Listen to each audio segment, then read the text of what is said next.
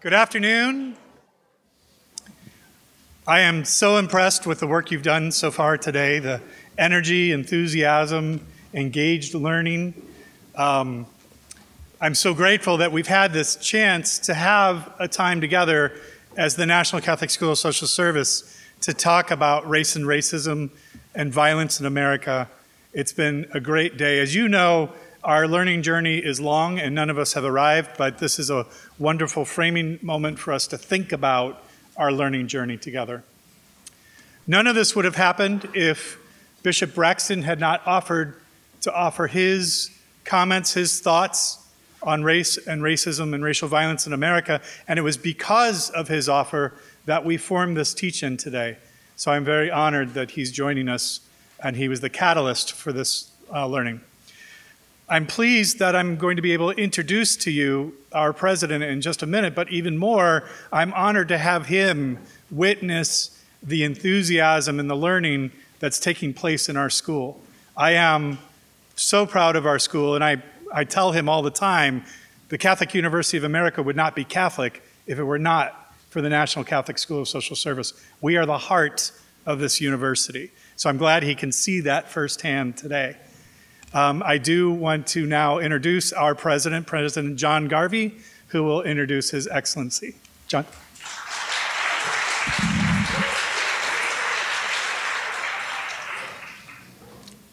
He does say that, and he's right, so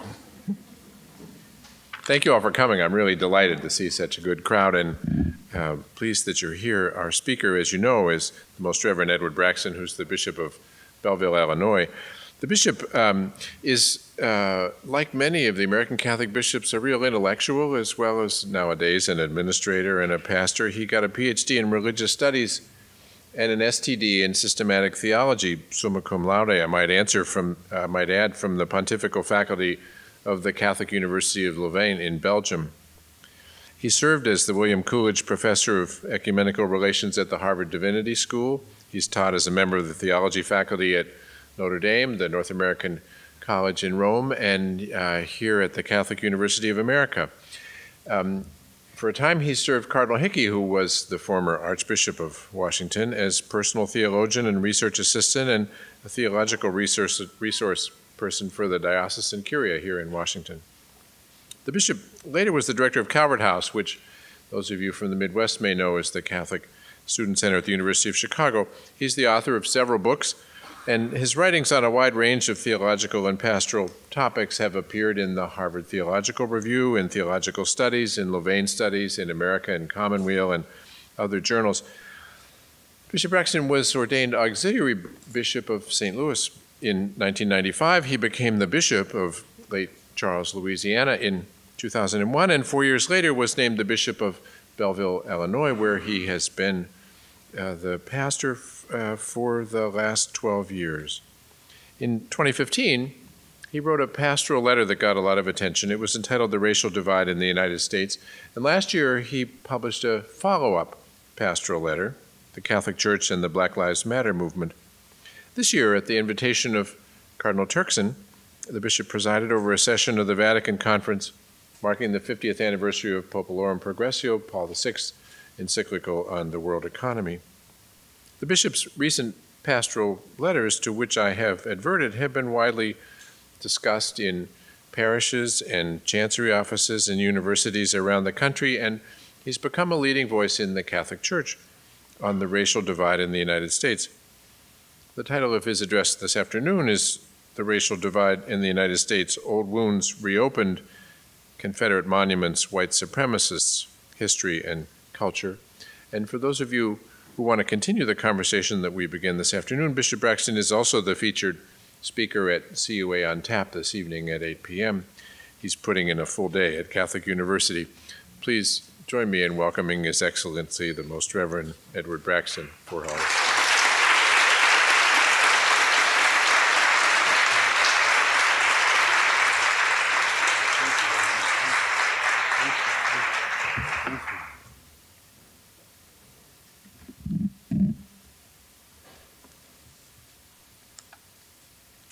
Good afternoon to all of you. So let us begin with prayer. It is so appropriate that we always begin with prayer, and we pray for peace and reconciliation in our country and in our world. When we think of the conflicts that are going on between the United States and the government of North Korea, when we think of the sad events coming out of Charleston, when we think of the tension in St. Louis after the courts ruled that former police officer Jason Stockley, who had killed Anthony Lamar Smith, was not guilty of first-degree murder, when we think of all the people suffering in the wake of Hurricane Harvey, Irma, and Maria, there's a great need for peace and reconciliation. In the name of the Father, and of the Son, and of the Holy Spirit, amen. O Lord, make us instruments of your peace. Where there is hatred, let us sow love. Where there is injury, pardon. Where there is discord, harmony. Where there is error, truth. Where there is doubt, faith. Where there is despair, hope. Where there is darkness, light. Where there is sadness, joy. O divine Master, let us not seek so much as to be consoled as to console, to be understood as to understand, to be loved as to love, for it is in giving that we receive. It is in pardoning that we are pardoned, and it is in dying that we are born into eternal life. Amen. In the name of the Father, and of the Son, and of the Holy Spirit, amen. I believe all of you have an outline before you of this address. This address is something that I have written just for this occasion, and I have not tested it. It may be longer than I think it is, so at some point I may just stop and say, we'll stop there and see if we have any questions for discussion. Every day's news adds some new thought to the topic that we are discussing, and we try to adjust according to the news. But the outline should help you in your way. I know you've had this day-long gathering where you've been focusing on the topic of anti-racism. You will notice that I personally, in my published writings and in my addresses, almost never use the term racist. I almost never use the term racism. Not that the issues described by those words don't exist. However, I find that sometimes they are off-putting because listeners think you are assuming that they themselves are guilty of racism. You are assuming that they themselves are racist, and that does not help the conversation. So with that as a prolegomena, I'm very happy for the welcome that I received from your president here at Catholic University, President Garvey, a university for which the bishops of this country have a special responsibility. So, the Catholic Church and the racial divide in the United States. Old wounds reopened. Confederate monuments, white supremacists, history, and culture. In the first section, we'll talk about Jesus of Nazareth and the commandment of love. We are all living in a unique moment. The imperative to listen, learn, think, and to pray. The great Langston Hughes, one of the geniuses of the Harlem Renaissance, wrote this little poem called simply Harlem. What happens to a dream deferred? Does it dry up like a raisin in the sun, or foster like a sore and then run? Does it stink like rotten meat, or crust and sugar over like a syrupy sweet? Maybe just sags like a heavy load, or does it explode?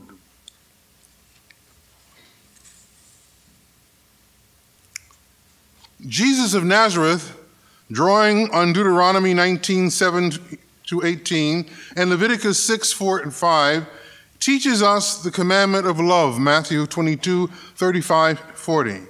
He teaches us that we must love God with our whole being, and we must love our neighbors as we love ourselves. These are actually, of course, 3 commandments: love God, love ourselves, love our neighbors. And in the story of the man who shows compassion to the stranger who, beaten and robbed, is ignored by his countrymen in Luke 10:25-35, Jesus teaches us that our neighbor is every single human being of every single background everywhere. That's hard to do. Most Christians readily affirm the truth of this commandment of love. Most also acknowledge that the commandment becomes much more difficult to obey when we face complex social, moral, political, and personal situations about which Catholics themselves may disagree. The events of recent months concerning freedom of speech, public Confederate monuments, white supremacists, neo-Nazis, the Ku Klux Klan are particularly challenging and complex for Christians who seek to obey the law of love. Daily headlines, the evening news, and all forms of social media have placed the racial divide in the United States right in front of us in a way that we would not have expected as we approach the 50th anniversary of the cruel murder of Dr. Martin Luther King Jr. on April 4th, 2018. Was his precious blood shed in vain? Do black lives matter? Do white lives matter? Do all lives matter? The fact that the President of the United States, Donald J. Trump, has, by inconsistent comments, become a lightning rod in the midst of the turmoil has resulted in constant media coverage of old wounds reopened. We cannot know what is in the President's heart, and it is not for us, or at least it's not for me, to presume to sit in judgment of him or any of the other historical figures about which I will speak, the Pope and various bishops and the Chief Justice of the Supreme Court of old. We reflect on their words respecting both their office and their person. Respecting their office and their person. From Charleston to Charlottesville, we have been observing a public quarrel, a public dispute, without having the opportunity to have a serious, honest conversation with any of the participants. Almost all of our impressions are formed by information gleaned from public media, which is of necessity selective in its presentation, whether it is CNN or Fox or MSNBC or PBS or any other source. It is always selective, even biased. In some instances, however, individuals have expressed their beliefs with such intense emotion, such force, and such frequency, it is difficult not to conclude that they are truly revealing themselves to us. Clearly, we are living in a unique moment of our history in the United States. And as Catholics and as Christians and people of goodwill, we must make our way through this unique moment as best we can. We will do so with greater confidence if we follow these simple imperatives. Listen, learn, think, pray, act. We must always listen to everything that's going on, gather all the information we can, listen to our hearts, listen to our conscience, listen to our teacher, listen to the news, listen to our parents, listen to our friends, listen to our enemies. Listen. Learn about what we are listening to and think about it. Turn it over in our hearts. Debate, argue, disagree, quarrel. Pray over what we are thinking about. And then discern, what should I do? Act. And then when we act, we might realize, I need to listen some more and learn some more and think some more and pray some more so that I may act wisely. Listen, learn, think, pray, act. These are useful imperatives for the rest of your life. Moving now to the second bullet of the outline, the beginning of the beginnings, Dred Scott and Robert Taney, A Flaw at the Foundation. Do you know what he said? Let us begin at the beginning.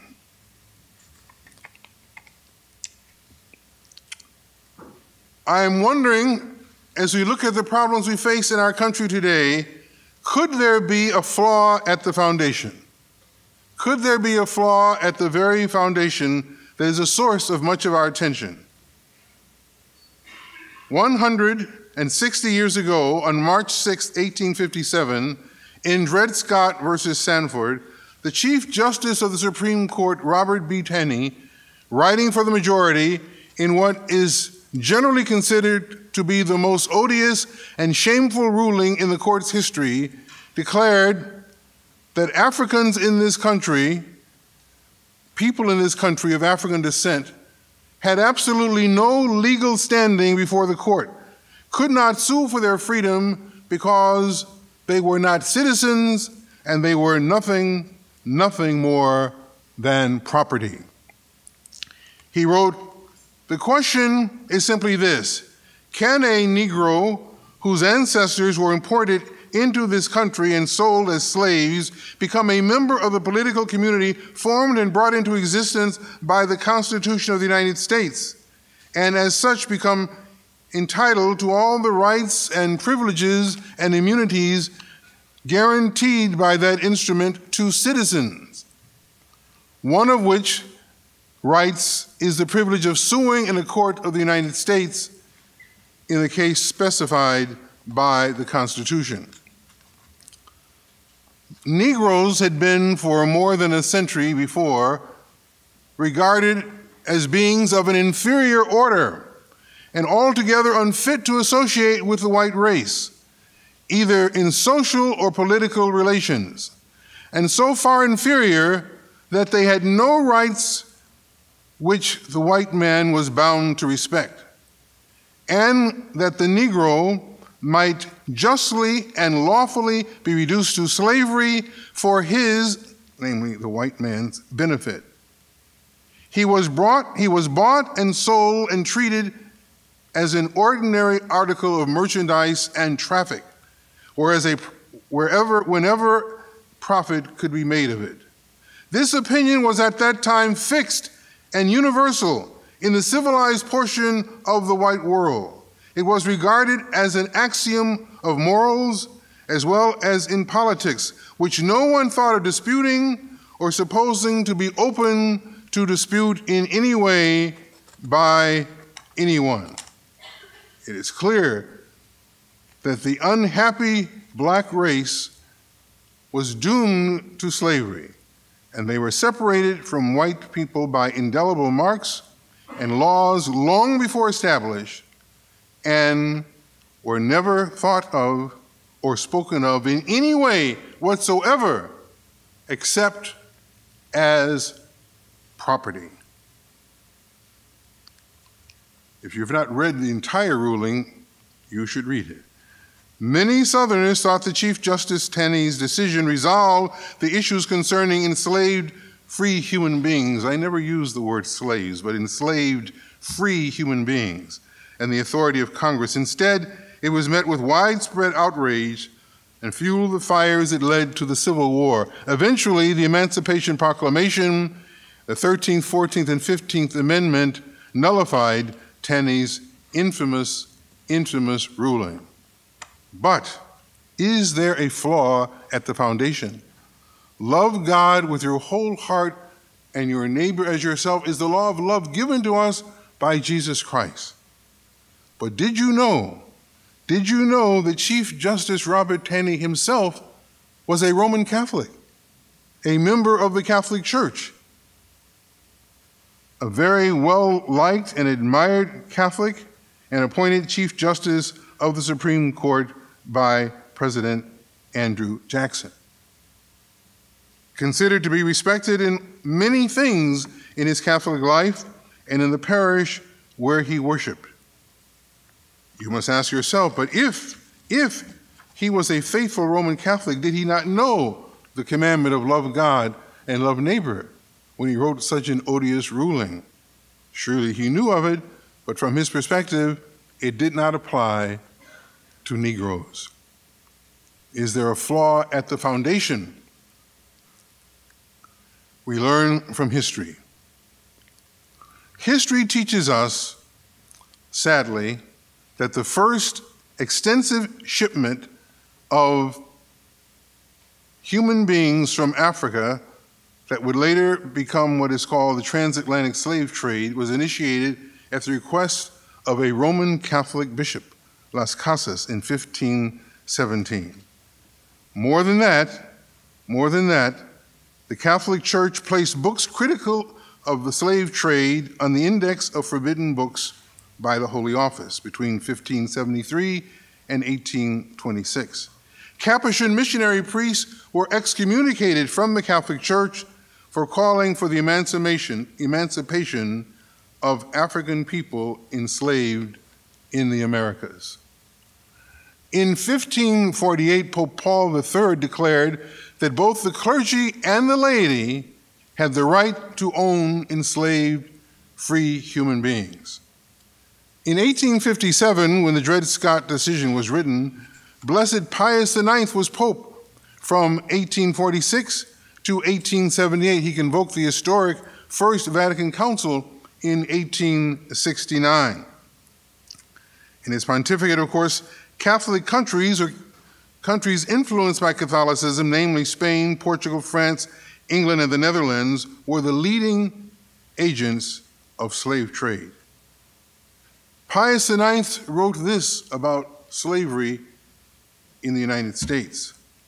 Slavery itself, considered as such, is in its essential nature, is not at all contrary to the natural and divine law. And there can be several just titles for slavery. It is not contrary to the natural and divine law for a slave to be sold, bought, exchanged, or given. Simultaneously with the Catholic Chief Justice's ruling on Dred Scott, leading bishops in the United States said nothing that we can find. The Archbishop of New York, John Joseph Hughes, between 1842 and 1864, made comments to which I will refer. The Archbishop of Baltimore, Francis Patrick Kenrick, 1851 to 1863, did not object. The Bishop of Philadelphia, Redemptorist St. John Neumann, 1852 to 1860, said nothing. The Bishop of Chicago, Anthony O'Regan, 1854 to 1858, said nothing. John Hughes in New York said some things, however, that are quite enlightening. With the flood of the famine Irish into the Lower East Side of New York in the 1840s and 50s, the immigrants struggled, and the Irish were concerned about the possibility of people of color freed moving into their city and replacing them.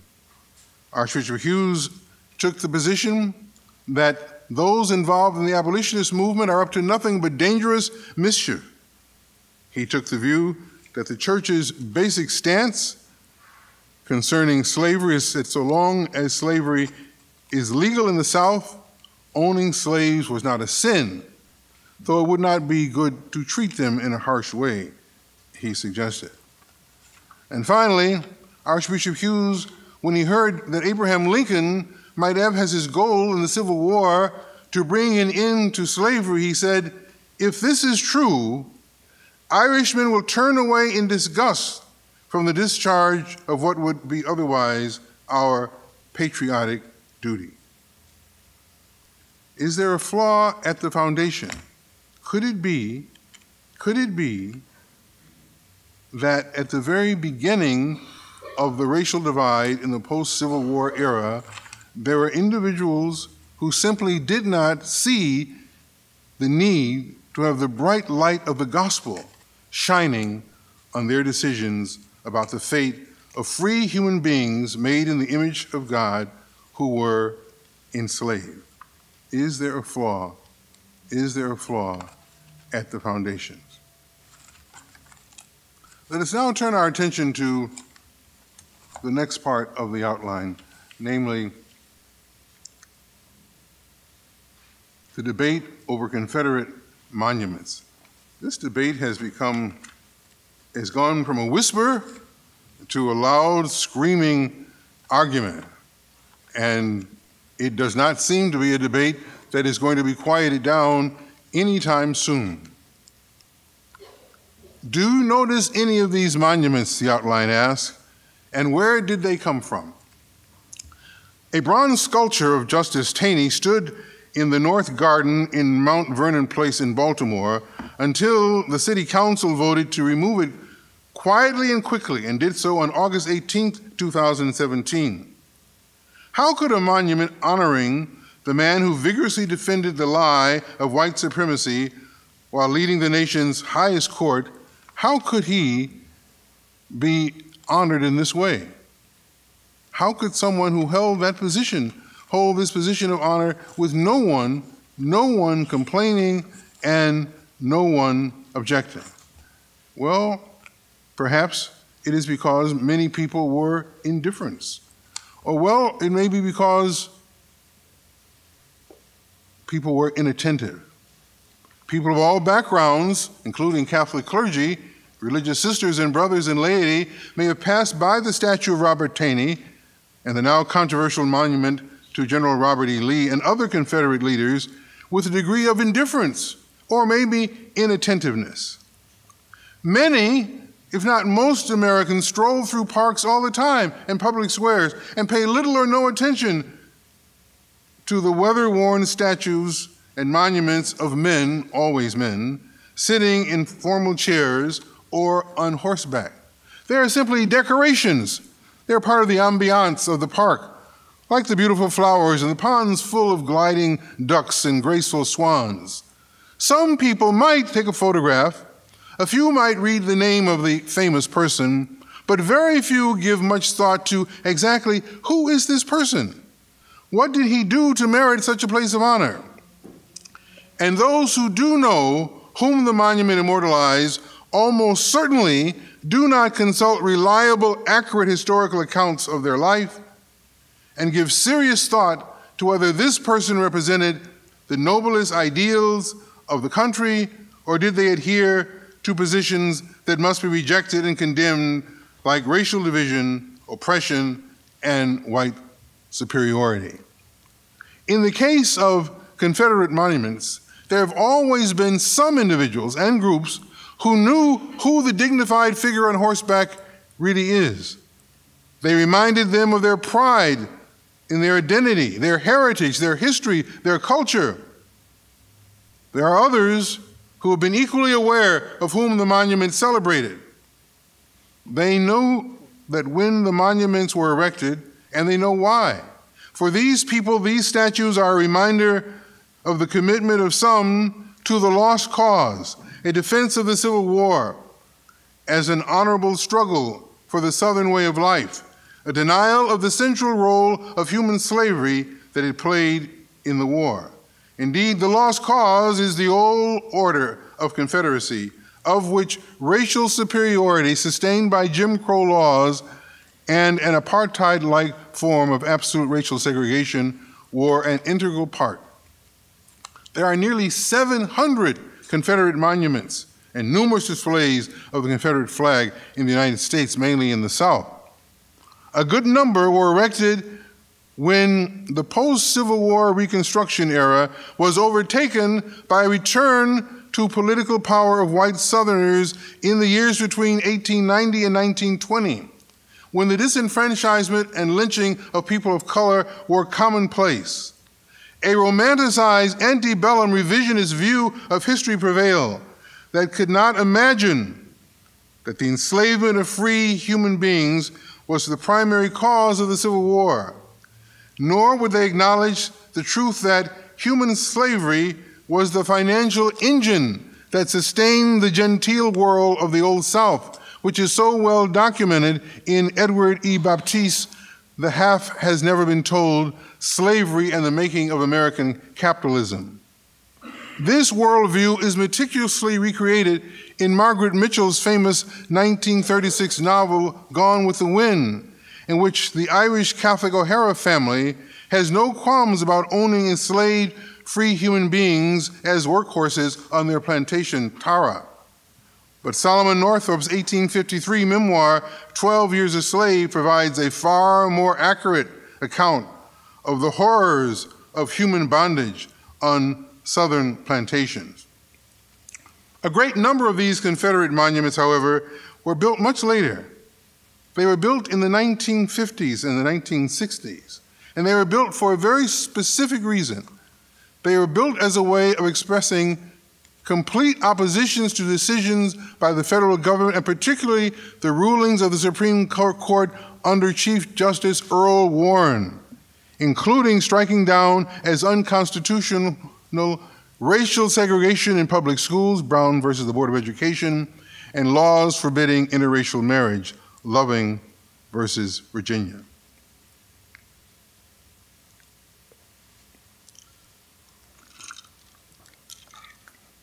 When I spoke in the Diocese of Charleston, South Carolina recently, I went on a pilgrimage to Mother Emanuel African Methodist Episcopal Church, which experienced the slaughter of the innocents on June 15, 2015, when Dylan Roof extinguished the lives of 9 African-American Christians. He later said that he was a white supremacist. His goal was to start a race war, and there were pictures of him proudly waving Confederate flags, and these enkindle anew the long-standing debate about the meaning of this flag. To some, a banner of honor, pride, history, and heritage. To others, a reminder of the horrors of enslaved free human beings brought from West Africa to labor in the plantations of the South, and later to suffer under systemic and systematic racial oppression. Seeing these images of young Mr. Roof led to an effort by some elected officials to vote to remove the flag from public buildings in Charleston over the objections of others. The City Council finally voted to remove the flag from the Capitol grounds. And when the current president was running for office, he strongly expressed his approval of removing the flag from the museum, removing the flag and locating it in a museum. Since then, other communities have voted to remove Confederate flags and monuments from high visibility locations because they are widely seen as exacerbating the racial divide in the United States. If you're following the outline, we're at number B under number 3, Charlottesville and the President.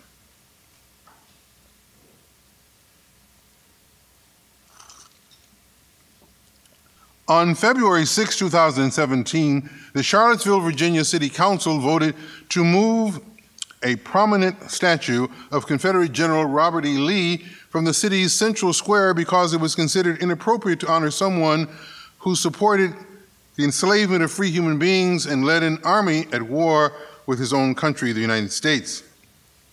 On Friday, August 11th, marchers who opposed the removal of the monument paraded through the University of Virginia carrying torches and proclaiming, "White lives matter, Jews will not replace us," and German nationalist Nazi slogan, "Blood and Soil."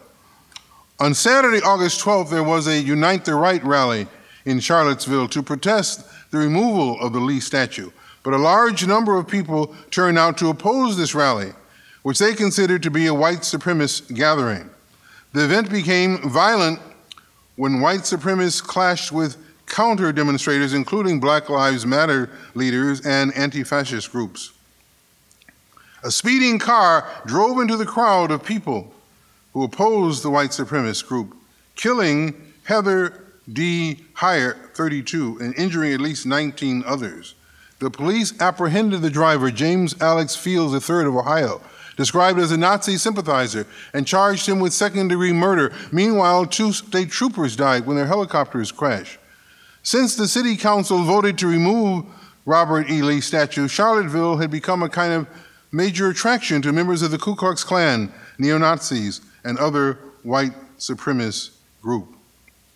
After this violent conflict, there was widespread condemnation of these groups by civic, political, and religious leaders of such extremism, which were unambiguous about their racial bias and their racial hatred. The initial response of the President of the United States on Saturday, August 12th, to these events was forceful but vague. "We condemn in the strongest possible terms," he said, this egregious display of hatred, bigotry, and violence on many sides. Many criticized him for not specifically condemning white supremacy in any form, especially neo-Nazis.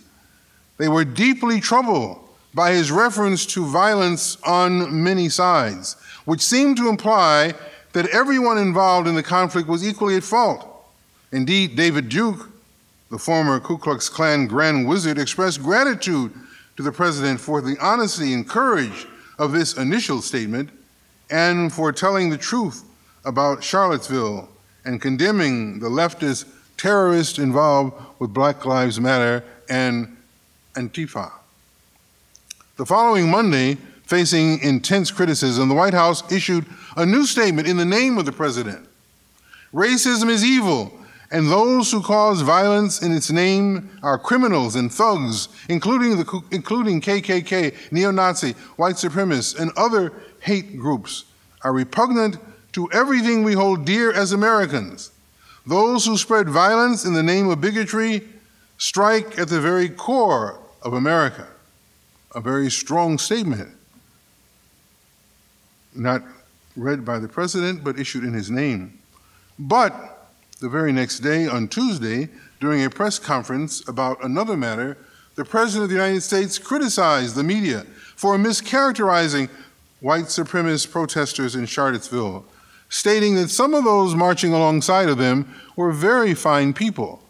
This response surprised many and was quickly criticized by leaders of foreign governments, Republicans, Democrats, Christian and Jewish organizations, military leaders, for seeming to suggest that there is a moral equivalence between neo-Nazis, white supremacists, and the demonstrators, a mixture of various groups, including some who advocated violence, the groups that were protesting against the white supremacists.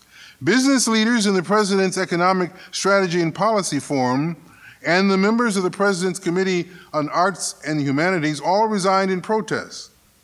Nevertheless, as recently as Thursday, September 14th, the President renewed his assertion of blame on both sides. After a meeting with Senator Tim Scott of South Carolina, the only African-American Republican in the Senate, who had challenged the President on his claim that both sides were responsible for the Charlottesville violence, the President said, especially in the light of the advent of Antifa, if you look at what's going on there, you have some pretty bad dudes on the other side also, in an apparent reference to the anti-fascist activists who confronted the neo-Nazis and white supremacists. Now, because of what's happened since then with Antifa, you look at really what's happened since Charlottesville. A lot of people are saying, gee, Trump must have a point. I said, you've got some very bad dudes on the other side, which is true. The senator said he met with the president to express his strong opposition to his assertion that both sides were equally to blame for the conflict in Charlottesville. He had no expectation that he would change the president's mind by this meeting. And though the president said that they were the best of friends, the senator did not change his mind.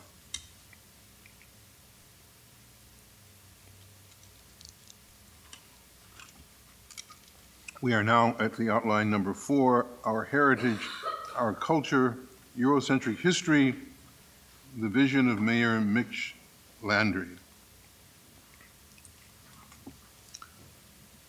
Turning his attention to the controversy that prompted his comments about both sides, the president lamented that the changing of our culture, history, and heritage that is implied by removing historic monuments honoring Confederate generals like Robert E. Lee.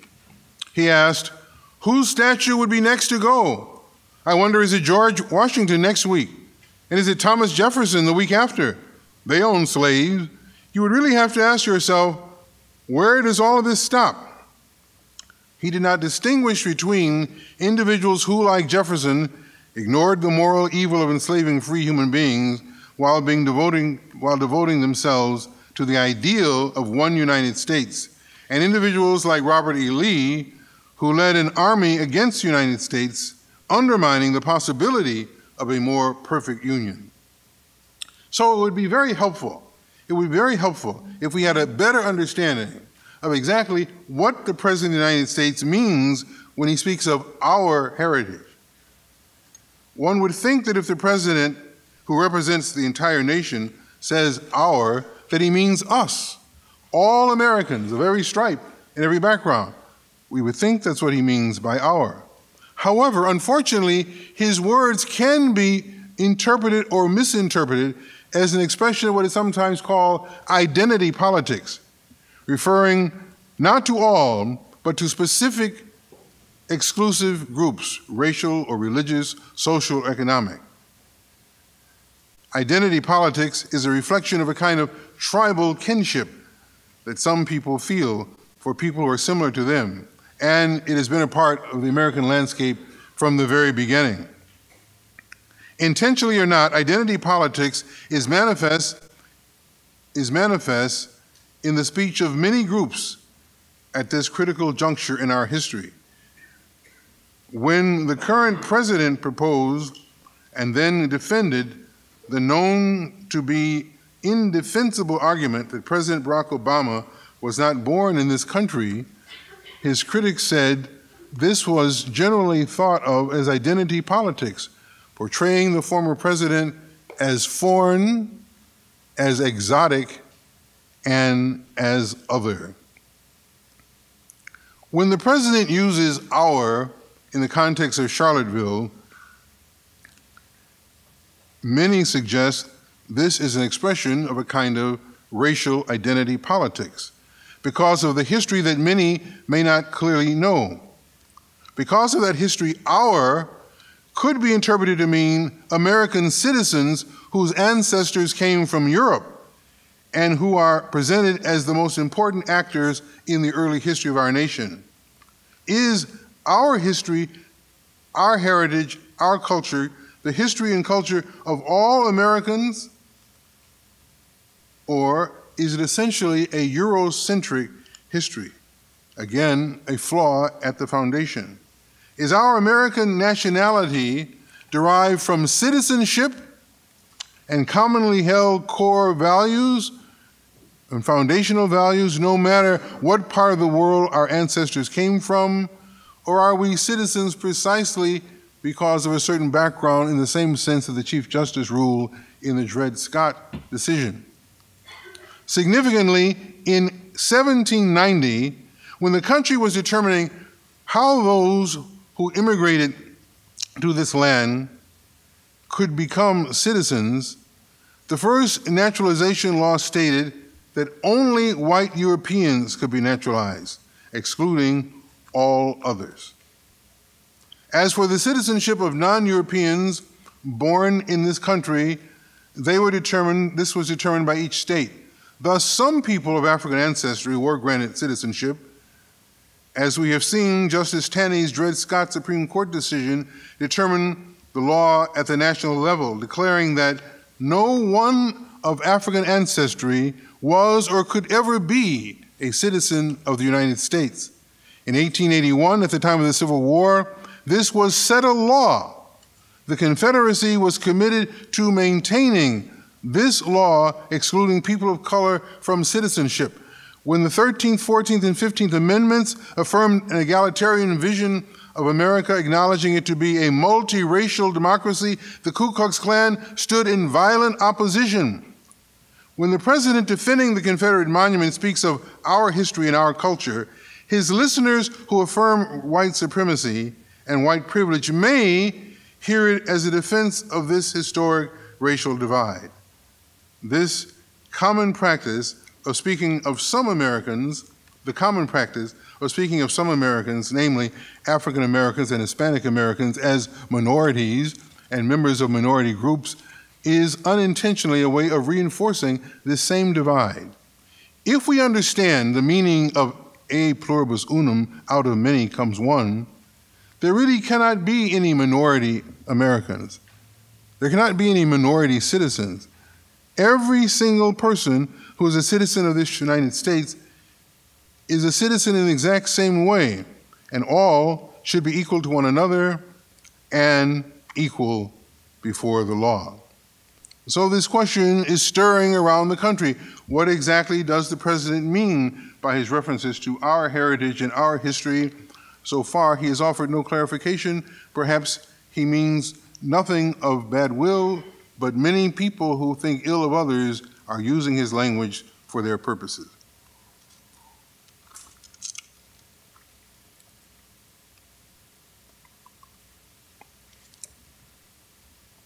Now we turn from that to the topic, the vision, the bold vision of the mayor of New Orleans, Mayor Landrieu. I think one of the best correctives of the perhaps unintentionally one-sided reference to our history was provided on Friday, May 19, 2017, when Mitch Landrieu, the mayor of New Orleans and a Catholic, educated by the Jesuits, was moved by the Holy Spirit, I believe, to give a prophetic landmark address explaining to the city and to the world his reasons for removing the last 4 Confederate monuments in the city. He declared, "But there are also other truths about our city that we must confront. New Orleans was America's largest slave market, a port where hundreds of thousands of souls were bought, sold, and shipped up the Mississippi River to lives of forced labor, of misery, of rape, of torture. America was the place where nearly 4,000 of our fellow citizens were lynched, 540 alone in Louisiana, where the courts enshrined separate but equal, where freedom riders coming to New Orleans were beaten to a bloody pulp. So when people say to me that the monuments in question are history, well, I just described what really is history as well. And it is a searing truth, the history that I've just given you. And it immediately begs the question, why there are no slave ship monuments, no prominent markers on public land to remember the lynching or the slave blocks, nothing to remember this long chapter of our lives, the pain, the sacrifice, the shame, all of it happened on the soil of New Orleans. So, if those self-appointed defenders of history and heritage and cultural monuments, they are eerily silent about these historical realities, they focus instead on the malfeasance that is ignored by a lie of omission. There is a difference between remembering history and revering history. It is one thing to remember the past, it is another to revere it, when perhaps it should be lamented and corrected and not celebrated at all. The mayor went on to say, consider these monuments from the perspectives of an African-American mother or father trying to explain to their 5th grade daughter who Robert E. Lee is and why he stands atop of our beautiful city. Can you do it? Can you look into that young girl's eyes and convince her that Robert E. Lee is there to encourage her? Do you think she will feel inspired and hopeful by that story? Do these monuments help her to see a future with limitless possibilities? Have you ever thought that if her potential is limited, yours and mine are too? We all know the answer to these very simple questions. When you look into the eyes of a child, this is the moment when the searing truth comes into focus for us all. When we look into the eyes of a child and talk to them about these monuments of separation and division, this is the moment when we know what is right. This is the moment when we know what we must do, and we cannot walk away from this truth. If you have not read the mayor's remarkable address, I recommend it to you.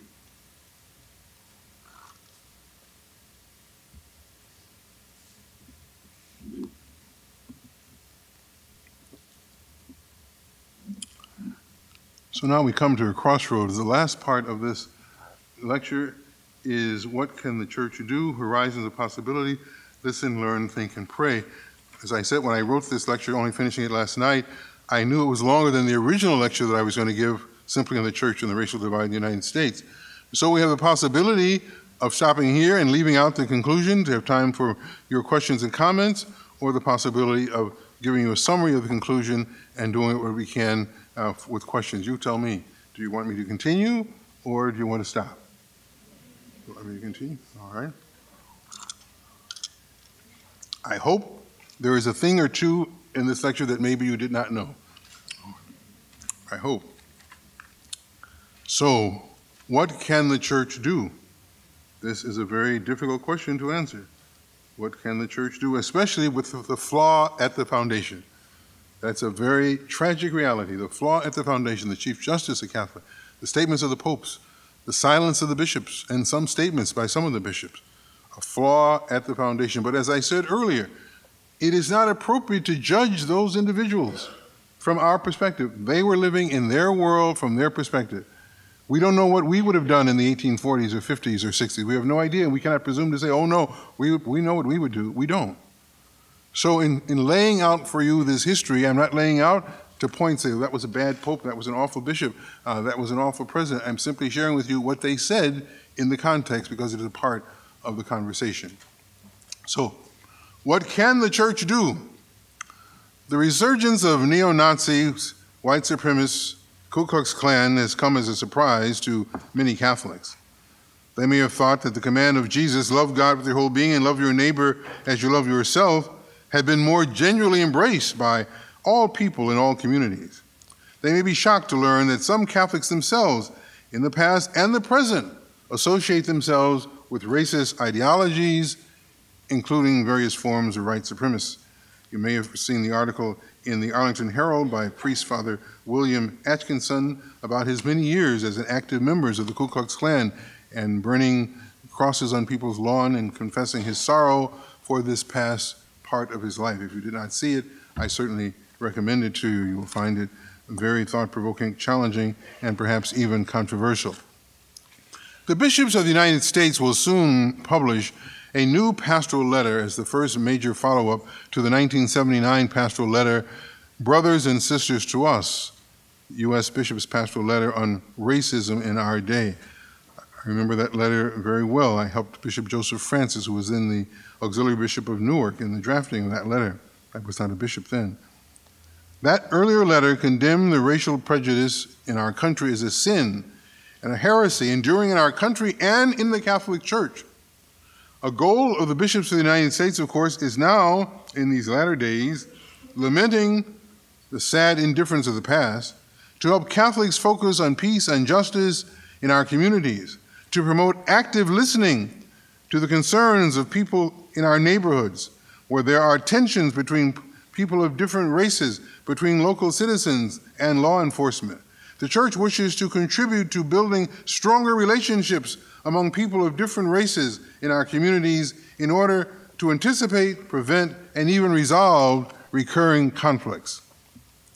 The bishops approach these efforts chastised and chastened by an awareness that the Catholic Church has a long and sad history of supporting the racial divide, seemingly embracing Catholic Chief Justice Taney's vision. Catholics, including John Carroll, the first Bishop of Baltimore, Georgetown University, and many other individuals and institutions, did not oppose the slave trade. Indeed, Bishop Carroll and Georgetown University owned slaves of their own. They did not oppose segregated neighborhoods, segregated churches, segregated schools, segregated housing, unfair employment. They did not oppose the refusal to accept people of color in convents and seminaries and the ranks of the clergy. Evangelization in the African American community has gained little momentum in the last 20 or 30 years, in part because people have long memories.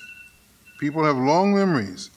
And in spite of the extraordinary efforts of many, many people of goodwill in recent decades to correct past participation by Catholic leaders in the racial divide, they may not have great impact.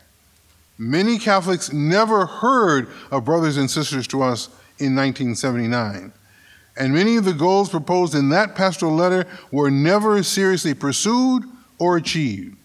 The bishops could publish the 1979 letter tomorrow, and large numbers of Catholics would think, this is new. It was never read, discussed, prayed over, or acted on in their dioceses or in their parishes. There are no easy answers to the question why this is, but it is so. This does not deny the fact that in some parishes, in some dioceses, in some priests, and some bishops aggressively and effectively called attention to the teachings of brothers and sisters to us. But once again, my friend Joseph Francis, when he was auxiliary bishop of Newark, New Jersey, at a public conference on the racial divide in the United States, one of the interviewers said, but with all the Catholic Church has done for, and as I remember correctly, your people, why are there so few African American Catholics? Dear Bishop Francis died 20 years ago this month, still as the auxiliary bishop of Newark. And he answered as only Joe would. He looked at the person asking the question and he said, well, if you had seen what I have seen, if you have heard what I have heard, if you have lived through what I have lived through in my 66 years, and what my parents and grandparents lived through as Catholics. He was from New Orleans. His brother was Norman Francis, the longtime president of Xavier University in New Orleans. He said, you would not be asking me, how come there are so few African American Catholics? You would be asking me, how could there be so many? How could there be so many? I think Joe Francis has a point. And if people ask me, do I think that in the coming years there'll be a great upswing in the number of African American Catholics in the church? My answer is, sadly, I do not think so. We are living in a secular age, as Charles Taylor tells us in his wonderful book. Most people shy away from not most, many, from institutional religion. Those people of color who are affected by church life are very happy as Baptists or Methodists or Jehovah's Witness or African Methodist Episcopal. And so the efforts on the part of the church now to reach out and say, you're welcome here, we'd love to have you in our church, for some may seem like too little, too late. We must continue our efforts, but we cannot hope to, with the publishing of a pastoral letter, to undo a century and more of shameful, painful history. So what can we do? In his book, Sapiens, A Brief History of Humankind, Yuval Noah Harari notes that there is a wide spectrum of beliefs, practices, and experiences that are available to any given community. He says, however, most individuals like you and me, and most communities, only embrace a small portion of the choices that are actually within their horizon of possibilities. He uses that term, the horizon of possibilities. And so what we must do is expand the horizon of possibilities for ourselves by listening, learning, thinking, praying, and acting. Paulo Freire, in his great book, Pedagogy of the Oppressed, tells us that by listening, learning, thinking, praying, and acting, he didn't use those words, those are mine, we can raise our consciousness to a new awareness, a kind of conscientization. So I believe, first of all, we must open our hearts to the Holy Spirit and the healing grace of true conversion. We must start with ourselves, our families, our neighbors, our parish, our co-workers, our school, our community, and not become a part of the conspiracy of silence. It's one thing to lament, oh, I can't do anything about what's going on in Charlottesville. I can't do anything about what's going on in St. Louis. What can you do on the street where you live? What can you do with the people who are your co-workers? What can you do to advance all the efforts that have already been made here at the Catholic University of America, especially under the leadership of President Garvey? But what more can you do? I believe that Catholics who live in communities where the debate is still roaring about these Confederate monuments should not be silent. Catholics, clergy, and laity should participate in the discussion. People have all kinds of opinions. Some think it will be illegal to destroy the monuments in the secrecy of night. Others think elected officials and representatives of local communities should decide in dialogue with the community. Should they be removed altogether? Should they be placed in a museum? Or should they create new additional statues and monuments of the African American experience and put them next to the Confederate monuments in the same site to provide a more balanced and truthful history? Some think they should be destroyed as disgraceful, a reminder of the tragedy of the racial divide in our nation's history. Some think, why don't you just tell these people to grow up? Get over it. They're statues. Leave them alone where they are. Nobody notices them. They're not bothering anybody. Just leave them alone. This is not a new issue. Throughout history, there have been this question of monuments to people like Cecil Rhodes, for whom Rhodesia was named, though he was a terrible oppressor of people of color. Our universities around the country are dealing with the same reality. Georgetown University is dealing with the fact that certain buildings are named to honor Jesuit priests who were part of the slave trade and sold hundreds of slaves, enslaved free human beings, to Louisiana.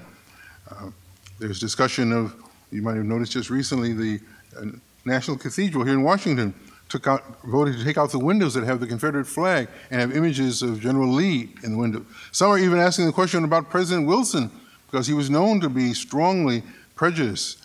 Should there be a university which honors him the way it does? Even Christopher Columbus has been mentioned as someone who should be looked at. We cannot rewrite history. We must acknowledge it and make sure we do not repeat it. To me, far more important than tearing down the likenesses of imperfect people from the past, they were all redeemed sinners like us, far more important than tearing down their likenesses, which may or may not be a good idea, it's very important to tear down the remnants of their attitudes that continue to abide in our minds and our hearts today. Systemic and systematic bias and prejudice in so many aspects of American life, so many aspects of the Catholic Church's life, and so many aspects of life on the campuses of some of our Catholic universities. If we raise our consciousness, if we do what Paulo Freire asks us to do, if we look at the horizon of possibilities, we should consider the fact, can a young man go through theological college or a seminary without ever addressing the question of prejudice and the racial divide in U.S. society? Can he harbor prejudices in his own heart and be ordained and nobody ever know it? Can candidates who support such attitudes as these be ordained? We might also look to people of leadership in our Catholic educational system, our bishops, our superintendents of schools, our secondary schools, our elementary schools. What kinds of books do we use for history for our children? Are our children learning American history that is silent about the moral blindness of Justice Taney, Robert E. Lee, Andrew Jackson, even George Washington and Thomas Jefferson? Do our history books leave out the horrors of the Middle Passage and enslaving free human beings for hundreds of years and the 12 million people who suffered through this Atlantic slave trade? Do the history books continue to diminish the leadership roles of people of color and women in our society? And do they tend to simply maintain a Eurocentric view of history? And anything that was done by leaders that was in any way shameful or bad or outright sinful is just mentioned in a passing sentence. I believe we should either ask for the writers of our history books to be complete, or ask our teachers, and I'm going to say this to our own teachers when I have a meeting with them next week, we should supplement our textbooks with more complete stories. Don't whitewash the misdeeds and silence about history. Don't purify false, incomplete leading. We should purify false, incomplete, misleading narratives. This is key to the proper formation of young people. Because if the next generation studies American history, and they don't know that the Chief Justice Robert Taney was a Catholic, they don't know what Pope Pius IX had to say, they don't know what the bishops said or didn't say, if they don't know that there's a flaw at the foundation, not in order to belittle those people, not in order to harshly judge them as bad, evil, sinful people, but in order to understand that we are all people of our own era and our own history. And if they had blind spots, so do we. Because we must be very mindful of this important fact. It is in the hands of these young people that you will find the shape of the church to come. It is in their hands that you will find the shape of the world to come. Another thing I would recommend, especially for you living here in Washington, D.C., take advantage of the presence of the extraordinary new Museum of African American History and Culture. I've been there 3 times as a guest. You cannot exhaust it. Many people run through and take a picture of some of the famous celebrities, entertainers in the upper gallery, but the gut of the museum is in the lower galleries. And to experience the horrific reality, organize groups. If you live in Catholic parishes or Christian parishes, Christian churches, get groups of leadership, say, let's spend a Saturday there. Of course, you must get your tickets in advance because they're taken up always. They don't sell them, but you must book them in advance. That is a great resource. If it were possible, I would urge every bishop of the United States, when they came to their meetings here in Washington and Baltimore, to add a day to take an in-depth tour of that museum. I would recommend that teachers, many teachers in the United States, come to Washington for meetings or vacation, groups of families, go to that museum. Everybody likes to go to the Smithsonian, which is wonderful, or to the Air and Space Museum, which is wonderful. But this museum is not Disney World. This museum is telling a painful truth at the heart of our country, at the heart of our country, and a painful truth that many, many do not want to know. Many of you may not know the story of Father Augustus Tolton, the great priest of African descent, who was driven out of the Diocese of Quincy near my diocese, Belleville, in the 1860s, and eventually went to Chicago, the first priest of African descent in this country. His canonization is under consideration by the Holy See, submitted by Cardinal George of Chicago. If you have never heard of Augustus Tolton, learn about his life, study his life, and learn how you can contribute to the process of his canonization. It would be a wonderful thing for the Catholic Church in the United States to recognize his great achievements. There are several other concrete suggestions that I was going to make, but I'm going to stop there, and I'm going to leave out the parable that I was going to conclude with. I would recommend, however, if you find some of this interesting and some of my other writings, which are on the website, Jim, yeah, I have, let's see. I'll just point out to you that I've written a number of things that might be of interest to you. The Racial Divide in the United States, a reflection for the World Day of Peace 2015. This is on the website of the Diocese of Belleville. Many people are attending to it. The Catholic Church, the Black Lives Matter movement, the Racial Divide in the United States Revisited, is also on the website. I'm going to use part of this in my lecture tonight. And then on this table are copies of an essay I wrote on the Museum of African American History and Culture. So let me just conclude and thank you for your patience in listening to such a long address. It'll be shorter the next time I give it because now I have a sense of what can be cut out, but I wanted to try it all out, and I hope it has been helpful to you. Let me conclude with these wonderful words from John Donne, an Anglican divine who wrote in his meditations when he thought he was going to die, but he didn't. He did not die. He wrote this: "No man is an island, entire of itself. Every man is a piece of the continent, a part of the main. If a clod be washed away by the sea, Europe is the less, as well as if her promontory were, as well as if the manner of your friend were washed away, or if your own was washed away. Any man's death diminishes me, because I am involved with mankind." I am involved with mankind. Therefore, never sin to know for whom the bell tolls.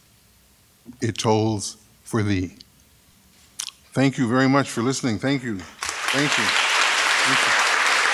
Thank you. Thank you. Thank you. Thank you very much.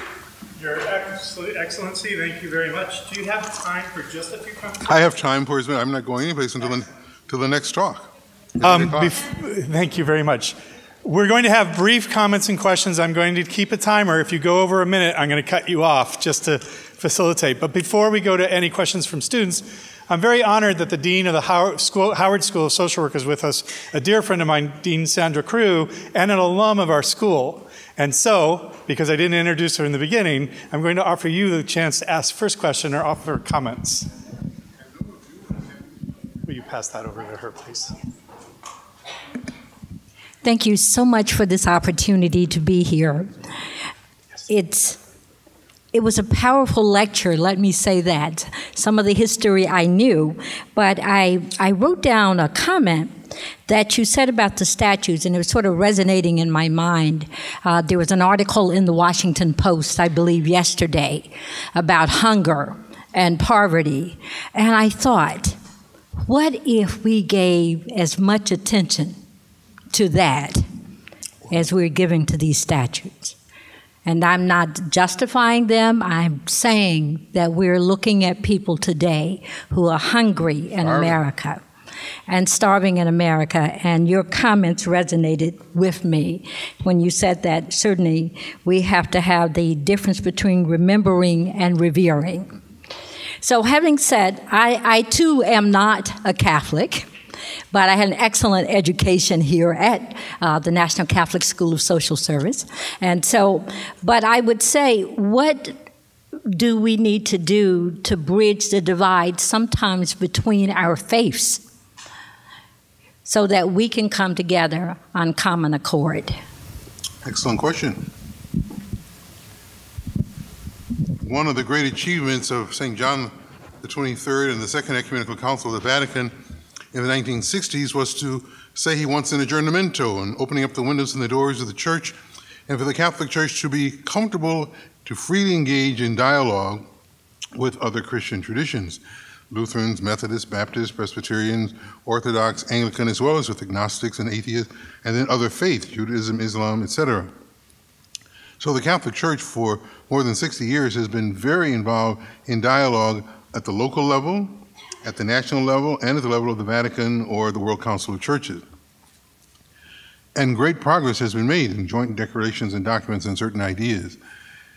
It's one thing, though, to dialogue about whether or not we can be reconciled about particular doctrines or more, and theological ideas. For example, we're marking 500 years since Martin Luther's, who was a Catholic priest and Augustinian friar, and his concerns about the church. It's one thing to work at, is his idea of justification compatible with the Catholic idea, or to discuss the Anglican idea, the primacy, is it possible that the Church of England could be a part of the Catholic Church without being under the juridical authority of the Roman Pontiff? That's a long, slow, complex process. It's like trying to merge McDonald's and Burger King. It's going to take a while.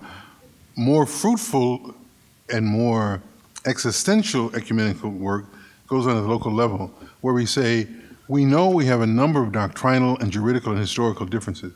However, we all believe the law of love, love God with your whole heart and love your neighbor as yourself. We all see the need for better housing, better education, better health care, better child care, better care for the elderly.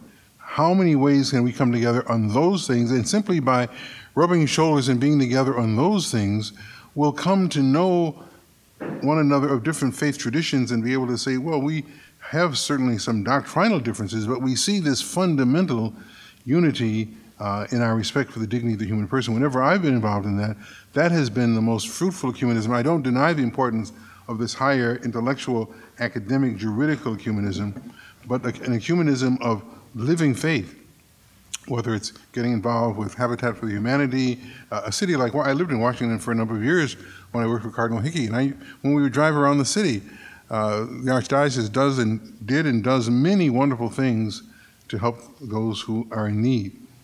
But the systemic problems of whole neighborhoods of poverty is just as real now as it was when I was here 25 years ago. So it's an excellent question. Questions? Here and then back there. Hi, Your Excellency. Good afternoon, and thank you very much for being here today. My name is Mary, and I was just amazed at when Dean Rainford was giving your introduction, and President Garvey as well, just your extensive experience and all you've contributed to the Catholic Church. And I was wondering, given your experiences, how did you come to form your 5 imperatives: listen, learn, think, pray, and love, and act? I have been using those for a long time. I think part of it comes from the fact that I go on retreat every year with Trappist monks who sit in silence and pray all the time at Gethsemane. I first went when I was a high school student when Father Thomas Merton was there Father Lewis, the famous Trappist who wrote the great autobiography, The Seven-Story Mountain. If you've never read it, I recommend it. So going to a place every year for 2 or 3 weeks of hard work and silence and prayer, and to distill what I'm working on in my life, that was certainly one factor. Another factor was reading and studying the writings of the great Jesuit Canadian theologian Bernard J.F. Lonergan. His book Insight and his book Method and Theology, they're not light reading, but they force you to come to terms with how your mind works. How attentive are you? Do we really attend to reality? So studying his ideas of how we know, and he speaks about the 4 levels of consciousness, experience, understanding, judgment, and commitment. And in some ways, listen, learn, think, pray, and act correlate to experience, understanding, judgment, and commitment. Another factor that probably influenced me in coming to this is growing up in my family with my mother and father, growing up in the Archdiocese of Chicago. My parents would always say when we would ask them questions about things, look it up.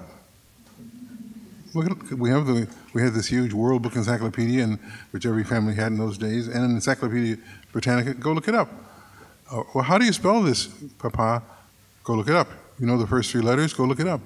So from my parents, I learned at a very early age, again, a need to keep trying to expand the horizons of what I know and what I can understand, to be a self-starter, and that learning was so important. And then finally, I think that the fact that I've had the opportunity to travel a lot, traveling all through Africa, Asia, Europe, South America, India, China, Australia, New Zealand, Pacific Islands, Canada, traveling makes you aware that the real trip is in your mind. Once you travel and come home, you realize that the mind is what produces all of this that you see in these other societies. And that led me to just read more, and read more. So those are some of the factors. Thank you for asking that. A question back here, Your Excellency. Your Excellency, my name is Rafi. I'm a Black Catholic theologian, School of Theology and Religious Studies, a PhD student. One of the things that has come to my mind, and I've been kind of grappling with this, is a whole idea of, as a Catholic, my wife and I were firmly pro-life. Oh, yeah. And then another thing that's come of, as a Black Catholic, I'm firmly anti-racism. So one of the things that come to my mind is, Chihuahua statues, we have Margaret Sanger here at the Smithsonian. And that's been something that's been really burning in my mind, is why are we allowing, if we say CUA and the USCCB is firmly against abortion, why do we have her? She was for eugenics. The Negro Project killed innumerable. I know who she is. I know. Why are we not taking a proactive stance and doing something and definitively going out and saying we should have her removed, not only for pro-life, but anti-racist beliefs at the Smithsonian, because it's giving a false impression of this movement? That's an excellent question. I don't know the answer to it, but it's certainly worth thinking about it, because it's not a question that I can answer, as I can't personally do much about that. But museums don't, in their efforts to be inclusive, are not necessarily saying that they are applauding and supporting and approving. She is a major presence in our story. The question is, how is that presented, and what does that say? In other words, I wouldn't suggest that you remove all accounts of people who are for awful things because they were major players in the story. But I don't know that the American bishops could have much of an impact on that. I think individual bishops may express their views, and whether the Catholic University of America could. But I think you're asking a very important question. When the Smithsonian celebrates a story of someone, they're not necessarily saying, this is a great person, imitate what she did, but this was an influential person. It's like when you go to museums where they tell you the story of Adolf Hitler, they're not saying, boy, what a great guy he was, try to live like he did, but our museum would be inadequate if we didn't tell you about him. Now, it's it's incumbent upon the curators of such places to say how, in what context do they set these, and how correctly and how fully do they present them. And of course, there are those people who, rightly or wrongly, debate what she did or didn't do, as you well know. But that's an excellent question. Question over here, Your Excellency. Hello, Your Excellency. Thank you for your talk, and I really like, being a student of history, I really liked the historical context. By the way, I would ask you, what would you say to a person who says all the Confederate statues, the streets, the high school names are about a history and about a great cause that had nothing to do with slavery at all? Well, that's, of course, that's the famous lost cause argument. I mean, that's a famous idea that the Civil War was about the Union wanting to preserve a genteel way of life, and it's the thesis in some ways of Margaret Mitchell's novel, Gone with the Wind. This wonderful way of life should not be lost. However, those who make the case, the lost cause case that had nothing to do with human bondage, are forced to acknowledge that the wonderful way of life that they wish could be maintained was only maintained on the backs of enslaved free human beings who did all the cooking, all the cleaning, all the farming, all the taking care of the children, all the plantation work. So the wonderful, gracious way of life in these antebellum homes came about because other people were chained and enslaved. And if you read Baptiste's book, I think I mentioned Edward Baptiste's book about capitalism and the American slave trade, he shows you very clearly that the engine, the financial engine of the plantation world for cotton and tobacco and sugarcane was nothing less than enslaved, free enslaved human beings who did the work. So people who would make that argument probably don't want to study that type of history. I'm more aware of people, I was in Louisiana for 5 years in the Diocese of Lake Charles.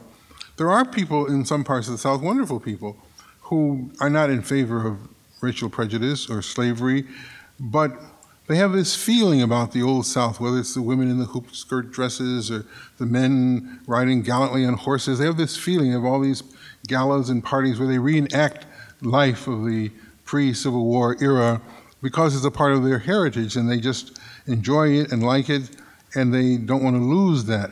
And I understand that, but when I was there, I pointed out to them, yes, but that very celebration that you have of the kind of romanticized view of the world of that era wasn't possible except for the people who are doing all the hard work that you never saw.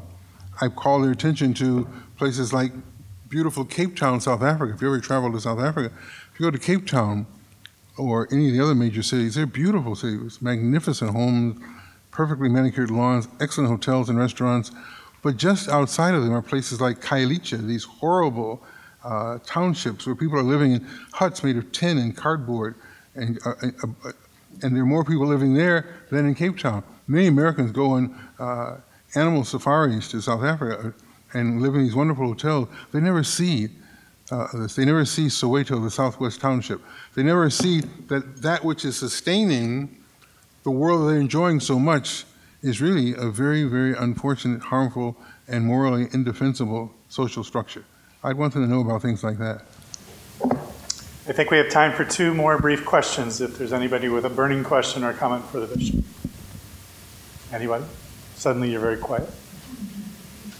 You've had a lot to think about today. Well, I'd be happy to answer another question, but I'm happy very much to be with all of you. I did not know how many would be here. I know how busy your days are and how many things you need to do. When I was talking to President Garvey, I said I would come for anything as a bishop, as one of the bishops who has some kind of oversight for this university. I thought, having taught here in days gone by, it would be a good opportunity to perhaps share with you much of what I've shared with you. You won't get anyplace else because you're busy studying other things. So I've given you a compressed summary of very complex material. It was a long talk, but really 4 hours wouldn't even cover what's at stake here, truly. So thank you very much for coming to listen. I have a couple of copies of some of my writings on this table. I won't say who gets them. Whoever gets them, gets them. They're free, but they're all available from the Diocese of Belleville. I would just leave you with this idea because of your youthfulness and your role in the future.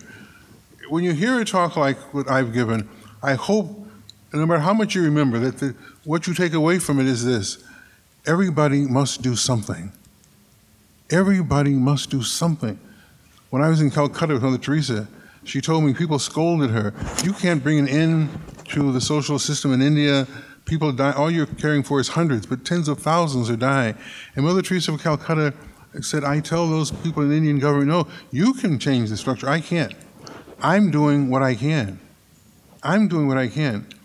Everybody can do something. At home, in your neighborhood, in your parish, in your relationships to people around these tables. You see the racial divide with your own eyes.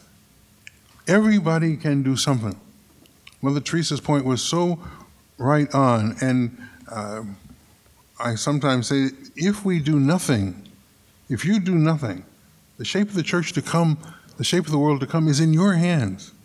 If you do nothing, then the words of the old Negro spiritual will prevail when he wrote these words: God gave Noah the rainbow sign. No more warnings. The fire next time. Thank you.